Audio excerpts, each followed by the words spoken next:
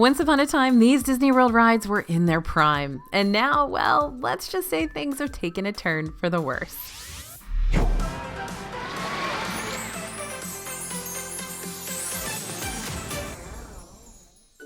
Hey everybody, it's AJ for Disney Food Vlog. Disney World rides can be these amazing technological marvels that blow our minds and make us want to come back to the parks for more. But in the midst of all the excitement and storytelling, sometimes things go very, very wrong. Sometimes rides have to close, or sometimes they don't close, but the rides are forced to become a lesser version of themselves to keep on running for guests. So today we're going to talk about different Disney World rides, both extinct and still kicking, that had quite the anomalies pop up in their timelines, causing them to completely change from what we once knew.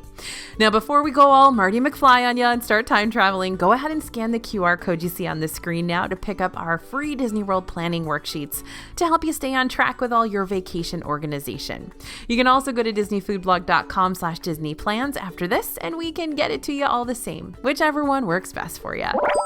All right, ready to talk about the rides that had to close. I love doing videos like this. It's so much fun to be thinking about these things that we used to love and that now we either can't or don't. So not every Disney World ride can be saved. Let's talk about the ones that were sentenced to the great theme park in the sky and why they had to leave us so suddenly. Starting with PrimevalWhirl, 2002 to 2020. RIP. PrimevalWhirl is still a pretty fresh wound for me, but a major sigh of relief for other people. Little did we know this was just the beginning of more demolition to come. Well, I think we kind of knew. But I'm getting ahead of myself. PrimevalWhirl was a wild mouse coaster that felt like it'd been plucked out of any old state fair. It's literally the same track that you find at most state fairs and plopped right in the back of Animal Kingdom, only with less duct tape and bubblegum holding it together. Before Expedition Everest was ever a thought, PrimevalWhirl was the park's first coaster, taking you on sharp spinning turns around a very basic steel track. The ride is rough, like neck straining, back cracking, headache inducing rough, but it still had its charm. Riding rides like this, I just laugh hysterically all the time because it's so much fun. The cheesy, rickety carnival look is the whole point of the Dinoland USA section of Animal Kingdom in the first place. We all have super fun at state fairs, so why not put a big old state fair in the middle of Disney World? Now, while the coaster may not have fit in with the rest of this lush and beautiful park, it still fit in with good old Route 498 in Dinoland. Now, before it officially closed, PrimevalWhirl only ran seasonally there for a while, which is basically the kiss of death for a Disney ride. But then in 2020, the ride was completely demolished. So, what took PrimevalWhirl's place? Well, for the past few years, not much. It's just an extra stroller parking lot right now. But that could all change. Now that we know the rest of Dinoland USA is about to follow PrimevalWhirl's suit. During this past Destination D23 event, we learned that Dinoland USA will be closing to make way for new lands in that area. Specifically, the area could be updated to become the Tropical Americas, which will feature attractions and details from Encanto and Indiana Jones. This means, along with PrimevalWhirl, the end of Triceratops Spin and Dinosaur are more than likely on their way as well. Currently, though, both of these dino-centric rides are still up and running per usual, so if you plan on going to Animal Kingdom in the near future, you should be able to get on either one and possibly say your goodbyes. Yikes, sorry, was that too much? That was probably too much. Moving on. Let's talk about the Backstage Studio Tour. This ran from 1989 to 2014, and I remember it well. This is just one of the many, many ways MGM/Hollywood Studios has changed over the years for better or worse, depending on who you talk to. Backstage Studio Tour used to be the longest ride in Disney World, clocking in at a whopping 2 hours. So long, in fact, that Disney had to build in a potty break for guests halfway through. The original concept of this tour was built around the idea that MGM Studios was meant to be an actual functioning movie studio. The first portion of the attraction was the tram ride. Here, guests would be brought through various sets, including a replica New York City and Catastrophe Canyon. You also got to see the house from the Golden Girls. I remember that well. Now, the second half was a walking tour through the prop warehouse, which held countless props and costume pieces from films like Who Framed Roger Rabbit, The Santa Claus, Honey, I Shrunk the Kids, and The Chronicles of Narnia, The Lion, the Witch, and the Wardrobe. Over time, the whole idea of MGM being a working studio started to fizzle out. Huge chunks of backlot studio tour were replaced then by attractions like Voyage of the Little Mermaid and Who Wants to Be a Millionaire? Play It! Because of these new areas, the 2-hour tour was forced to condense into a 35-minute ride and was renamed as the Studio Backlot Tour in 1996. But even though this reimagined ride had been chiseled down to less than half of the experience it used to be, it still had some super fun and immersive components to it, like the Harbor Attack experience. Those lucky enough to have been selected as volunteers would act out a scene in a large show area while the other guests stood by and watched.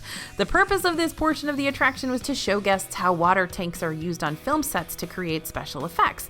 And it was super cool, especially if you were one of the chosen few who got to be in it. I got to be in it once, but the only problem was that I had horrible blisters on my feet that day because I probably tried to break in new shoes, and they make you take off your shoes and put on these like Wellington boots, like rubber boots, and they kept rubbing on my blisters the whole time I was in the show, and it was awful. I guess, showbiz has its sacrifices, I guess. That's what I learned. Now, alas, in 2014, the Studio Backlot Tour had its last hurrah and closed down to make way for Toy Story Land. Today, instead of tram rides and water explosions, you can now speed over this section of the park on the back of Slinky Dog, ride in a swirling saucer with little green aliens, and compete against your friends in a series of 4D carnival games. Now, who knew Epcot could be packed with so much drama? Maelstrom was once the main attraction over at the Norway Pavilion. You boarded a small boat that looked like it should belong to the Vikings, and then took a nice, kind of eerie journey across Norwegian waters to learn about Norway's history and oil rigs. You were also cursed by tree trolls, but that was all in good spooky fun, rest assured. Now, for over 25 years, Maelstrom stuck around as one of Epcot's premier attractions, but then Frozen had to come along and put an end to the tree trolls' reign. The first Frozen film was released in November 2013 and quickly became the most popular Disney animated film of the 21st century, breaking box office, Billboard chart, and merchandise records. We all remember the Let It Go year, right? So Disney was quick to capitalize on the film's success in the parks, adding doses of Frozen fun to attractions in various locations. I remember that year was blue everywhere, blue snacks, blue merch. There was a snow pile in the middle of Hollywood Studios. There was also a meet and greet at the Norway Pavilion that's still around to this very day. Unfortunately, though Maelstrom was a loved ride by many, its fate was sealed by Disney's need to capitalize even further on Frozen's success. And since the Kingdom of Arendelle was influenced by Norway's architecture and landscaping, and there was already a ride system in place inside the Norway Pavilion, well, you can piece the rest of the puzzle together.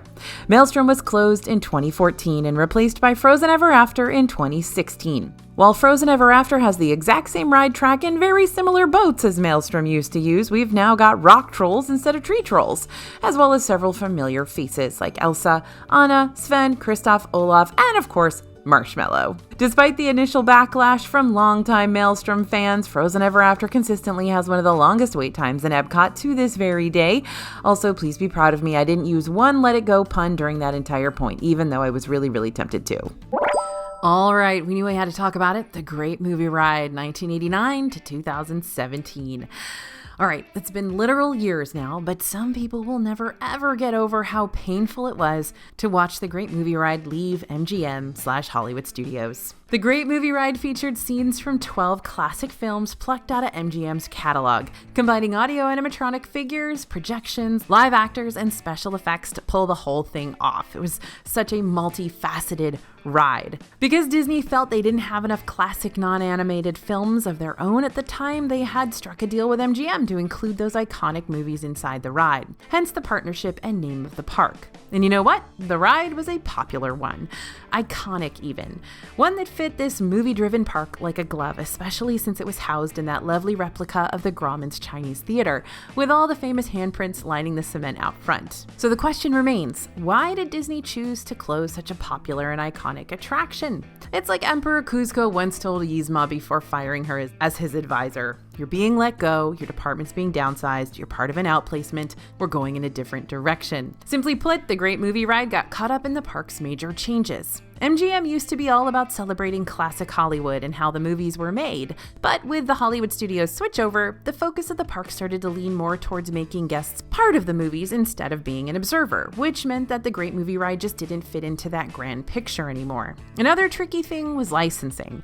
Remember that MGM partnership I just mentioned? On Great Movie Ride, you could see Gene Kelly leaning from a lamppost while singing in the rain, Bert and Mary on a rooftop in London during Mary Poppins, John Wayne talking to us pilgrims from atop his horse, Humphrey Bogart and Ingrid Bergman in that poignant "Here's looking at you, kid" moment from Casablanca, and so many other iconic movie scenes from over the years. Now, to keep it all running would mean Disney would have had to deal with complex licensing agreements, which would have been expensive and limiting. And so, on August 13th, 2017, the ride took one last venture through movie-making history before calling it a wrap. In 2020, a new ride entered, the still-standing Grauman's Chinese Theater replica, one that would resonate with newer generations as well as longtime fans. Mickey and Minnie's Runaway Railway became the first ever ride featuring the mouse who started it all. Imagine that. And as much as I enjoy that new trackless dark ride, that doesn't mean I don't find myself missing the Great Movie Ride days more often than I care to admit. Nostalgia is powerful, my friends. Ooh, let's talk about Mr. Toad's Wild Ride. This was in Magic Kingdom from 1971, opening day ride to 1998. Now, Mr. Toad might have been a nuisance to society, but we considered him a dear friend. Now, a version of Mr. Toad's Wild Ride already existed over in Disneyland, but the new version of Mr. Toad was even bigger, adding in more scenes and scenery to make the misadventures livelier for guests, including the addition of three-dimensional models rather than those flat cutouts.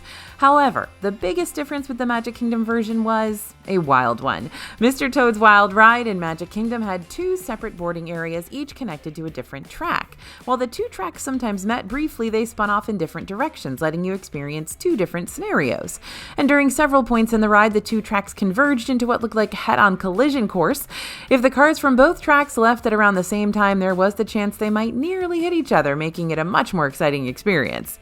During the 90s, the Disney parks went through some serious budget cuts, and many attractions that were considered outdated were removed or replaced with new rides that could be more marketable. So Mr. Toad was placed on the chopping block and made its final trip to the underworld on September 7th, 1998. The ride that replaced Mr. Toad's Wild Ride at Disney World was The Many Adventures of Winnie the Pooh, a much tamer ride that uses a lot of the same track that Mr. Toad's did, just with fewer near collisions.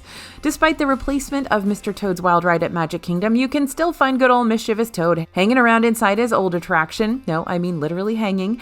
During Owl's portion of the ride, you can find several fun paintings depicting Toad and his friends interacting with the 100-Acre Wood Gang. And one painting hanging in the treehouse has Toad symbolically handing over the Toad Hall deed to Owl, representing the change in ownership. But I've got good news, my friends. Mr. Toad's Wild Ride still lives on inside Disneyland over at Anaheim, so if you're missing this classic attraction, just head out west. That's what I do. Next on our list is Sum of All Thrills, 2009 to 2016. This is a deep cut for all of you classic Epcot fans out there. So Sum of All Thrills was an attraction where you didn't just ride the ride, you created it too. Guests were able to custom design their own roller coaster or bobsled or jet plane experience on a screen similar to the ones over at Test Track now, where you can build your own sim vehicles. The roller coaster world was your oyster at Sum of All Thrills. You could add loops and corkscrews, hills, dives, and slaloms to your coaster to create a completely unique ride experience every single time. Once your ride was finished, you'd give it a name and then board a simulator ride seat that'd take you on the coaster you just created. To help you visualize these seats a little better, the same KUKA arm technology used to make the attraction come to life is now currently being used by Universal's Harry Potter and the Forbidden Journey ride, and you can find that over at Islands of Adventure. While this attraction was super popular and a perfect fit for a park all about innovative technology, the capacity was low, so the lines would get way too long and the attraction wasn't exactly the most comfortable experience. In 2016, Sum of All Thrills closed, and the Innoventions East building closed right along with it to make way for an entirely renovated area, which now includes the flagship Creations Shop, the Quick Service Connections Cafe and Eatery, and the remodeled Club Cool. On the exact same day the Great Movie Ride met its demise, we also said goodbye to, well, a less popular ride in Epcot. Before Ellen DeGeneres entered the Disney scene, this attraction was called Universe of Energy, and it was an opening day attraction at Epcot that took you through the prehistoric past. Who remembers what those dinosaurs smelled like, right? To learn more about energy and how it works. In 1996, Ellen took over the ride and the plot completely changed. Instead of just taking you into the past, Ellen's energy adventure transported you into Ellen's dream, where she was a contestant on Jeopardy, but not able to answer any of the questions being asked. So then Bill Nye the Science Guy shows up to help her out, and then you go into the prehistoric past. I don't know how else to explain that without it sounding off-the-wall bonkers. It was a weird one, but it was also a really long ride, clocking in at 45 minutes. Many guests found themselves hitting up this ride not necessarily for entertainment purposes, but for a nice little midday nap. But Ellen's Energy Adventure closed for good on August 13th, 2017. And here's my favorite part of this story. On its very last ride-through ever, the ride actually broke down, so guests got to get out of their vehicles, walk around, and take pictures as a final goodbye. Fast forward to today, now the Guardians of the Galaxy Cosmic Rewind Coaster takes over this space where Ellen and Bill Nye used to hang out with dinos. And there's no way you're going to be able to nap during a ride alongside the Guardians. That's for sure. Next up is Body Wars, 1989 to 2007. Talk about a ride that split us right down the middle. Oh, that was a funny pun if you know what I'm talking about. Anyway, Body Wars was a motion simulator attraction inside Epcot's former Wonders of Life pavilion that would take guests through full-scale sets of the human body. During the ride, guests were miniaturized before entering the body, very Miss Frizzle, and once the ride took off, these shrunken guests would encounter a stream of white blood cells on their way to destroy the antagonist of this attraction, a splinter. Now, the ride also took guests around the heart, the lungs, and the brain before making its final exit. Body Wars used all the same tech that Star Tours uses over in Hollywood studios, and while Star Tours over in Disneyland came first, Body Wars was the first ever motion simulator to appear inside Disney World, but not for long. Star Tours also popped up in MGM just 2 months after Body Wars did, which kinda ended up overshadowing it. Not to mention, the combination of Body Wars ride footage alongside its simulator mechanics made it particularly prone to affecting guests with motion sickness. It was so bad, in fact, that Disney tried to edit the film to help alleviate the issue, but it only ended up making things worse. The edited version of the film ran slightly out of sync with the simulator's movements and wound up increasing the risk of motion sickness. So regardless, the ride still stuck around and attracted many guests over the years, but in 2001, Body Wars' sponsorship with MetLife ended, and that's rarely ever a good sign for old rides. In 2004, Body Wars switched over to that dreaded seasonal schedule, signifying the end of its life, and by 2007, it had shut down entirely.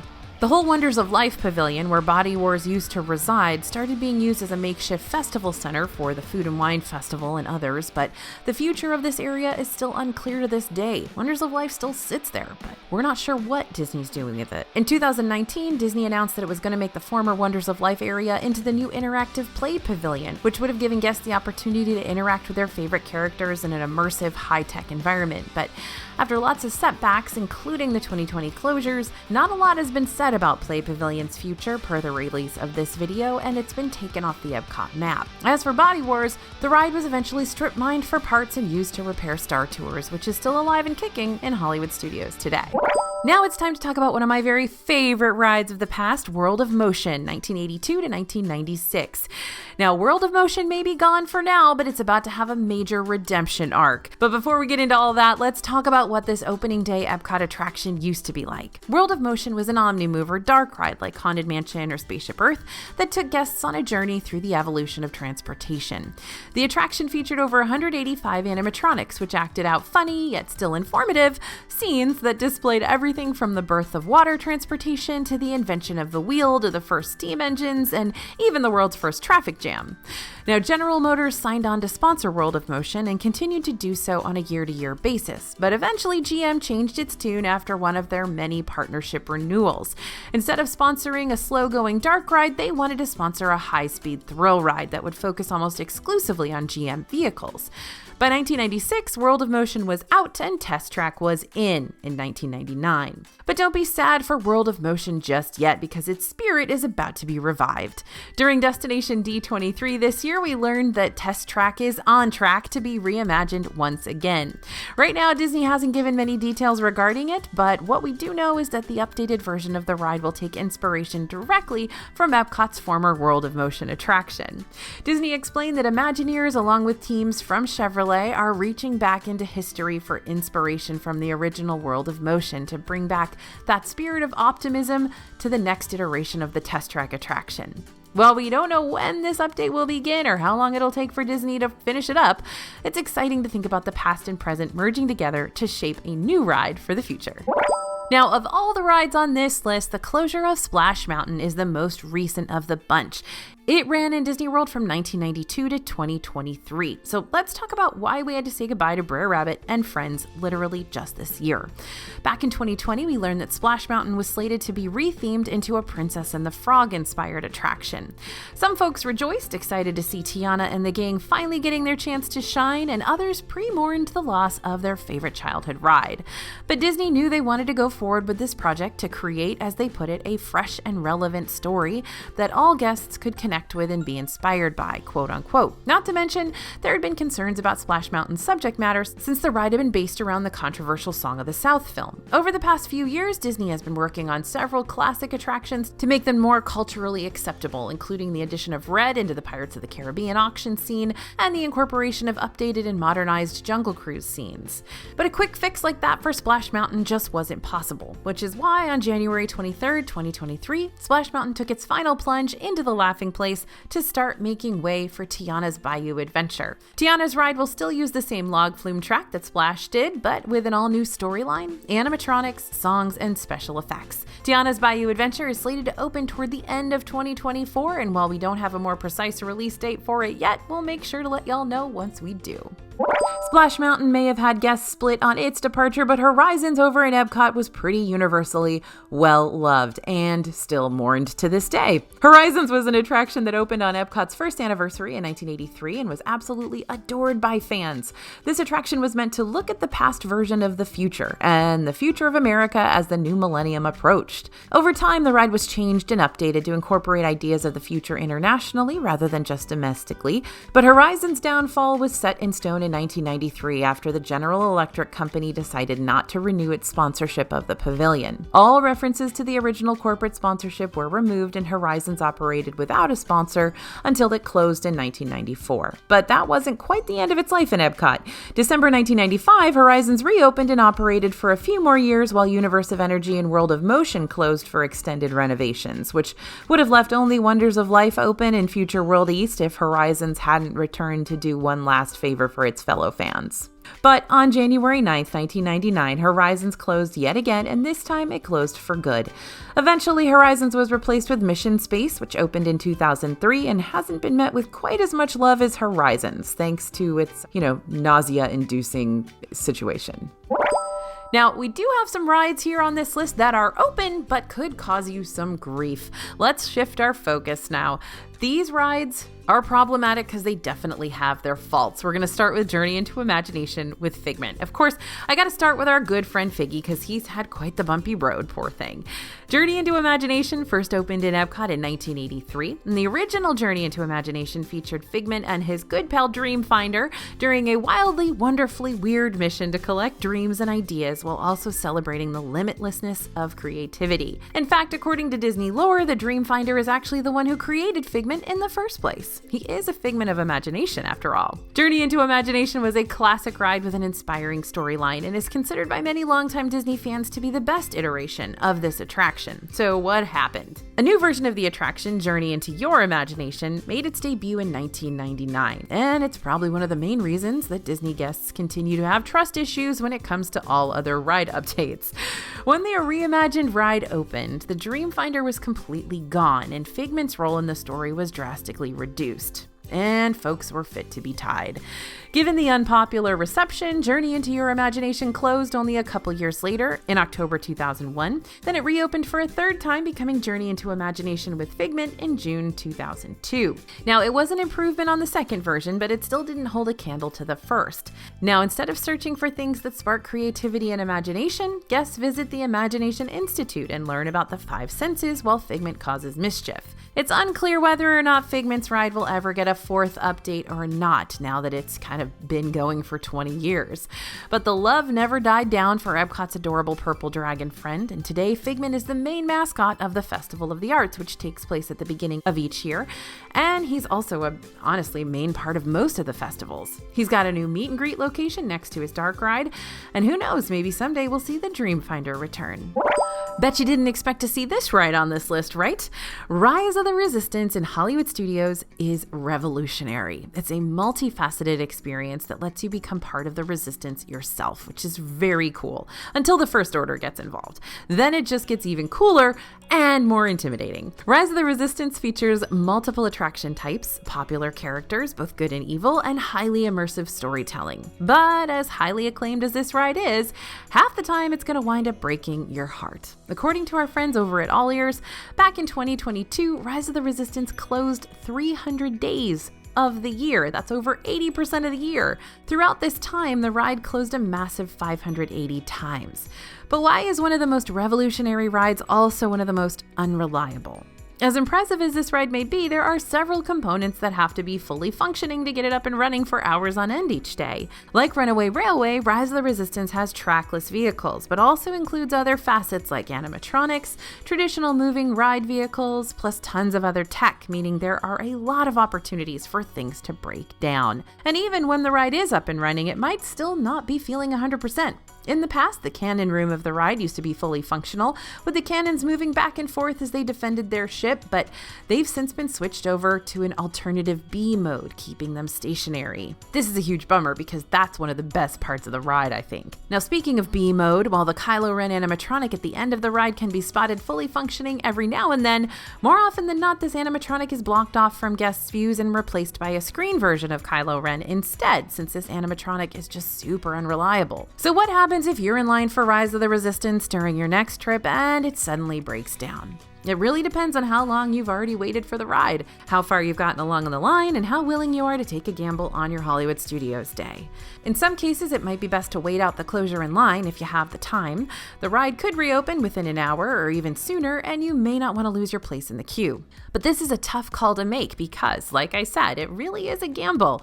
We've been in line when the ride broke down and reopened within a half hour, but we've also been in line when the ride broke down and still didn't reopen for 90 minutes. There's no way to tell how long a closure will be, and cast members don't really know either. So take a look at your plans for the day and talk it over with your group before making any executive decisions. If you do decide to leave the line, your best chance at still getting on the ride without wasting any more time in the park is to hop in line closer to park closing time. Cast members will let you stay in line and go on the attraction even after the park closes if you get in line before it closes. And sometimes this ride gets much shorter wait times in the evening.